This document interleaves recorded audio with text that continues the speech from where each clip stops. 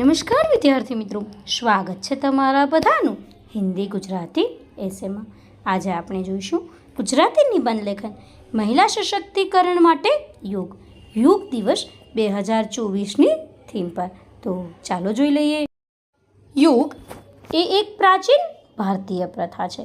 યોગથી શારીરિક, માનસિક અને આધ્યાત્મિક સ્વાસ્થ્યને સંતુલિત કરી શકાય છે। આપણા જીવનમાં મહિલાનું સ્થાન ઉપર છે। મહિલાને આત્મનિર્ભર મહિલા સશક્તિકરણમાં યોગનું વિશેષ મહત્ત્વ છે। યોગ માત્ર સ્વાસ્થ્ય જ પ્રદાન નહીં કરતું, પરંતુ યોગથી આત્મવિશ્વાસમાં વૃદ્ધિ થાય છે, એકાગ્રતા વધે છે અને શારીરિક માનસિક ક્ષમતામાં વધારો થાય છે। આજની મહિલા ઘર અને ઓફિસ સાથે સંભાળે છે। મહિલાઓને તેમના જીવનમાં અનેક કાર્યો જેવા કે ઘરના કામ, નોકરી, ગર્ભાવસ્થા સમયે અનેક પડકારોનો સામનો કરવો પડે છે। પ્રાણાયામ અને ધ્યાન જેવી યોગ પદ્ધતિઓ માનસિક સંતુલનને પ્રોત્સાહન આપે છે, જેનાથી મહિલાઓ તેમના રોજિંદા પડકારોને વધુ આત્મવિશ્વાસ સાથે સામનો કરી શકે છે। યોગના નિયમિત અભ્યાસથી મહિલાઓને તણાવ ઓછો કરવામાં અને માનસિક શાંતિ મેળવવામાં મદદ મળે છે। નિયમિત યોગ કરવાથી શારીરિક સ્વાસ્થ્યમાં સુધારો થાય છે, જેનાથી મહિલા વધુ સક્રિય અને ઉર્જાવાન બની કાર્ય કરી શકે છે।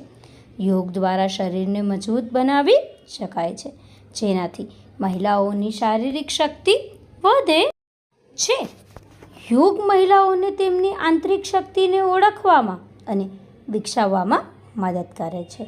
યોગ મહિલાઓના સશક્તિકરણનું એક મહત્વપૂર્ણ માધ્યમ છે, જે તેમને દરેક ક્ષેત્રમાં સફળતા પ્રાપ્ત કરવામાં મદદ કરે છે। યોગ દ્વારા મહિલાઓ પોતાની આંતરિક શક્તિને ઓળખે છે અને જીવનમાં આવનાર કોઈ પણ પડકારનો સામનો કરવા માટે તૈયાર રહે છે અને તેમના જીવનને વધુ સફળ બનાવી શકે છે। મહિલાઓ શારીરિક, માનસિક અને આધ્યાત્મિક રીતે સશક્ત થશે ત્યારે તેઓ સમાજમાં તેમની ભૂમિકા વધુ અસરકારક રીતે ભજવી શકશે। યોગ એક એવી પદ્ધતિ છે જે મહિલાઓને સંપૂર્ણ સશક્તિકરણ પ્રદાન કરે છે અને તેમને સ્વસ્થ અને સુખી જીવન જીવવામાં મદદ કરે છે। તો વિદ્યાર્થી મિત્રો, આની સાથે જ યોગ દિવસ 2024ની થીમ પરનો આ નિબંધ પૂર્ણ થાય છે। નિબંધને અંત સુધી જોવા બદલ તમારા બધાનો ખૂબ ખૂબ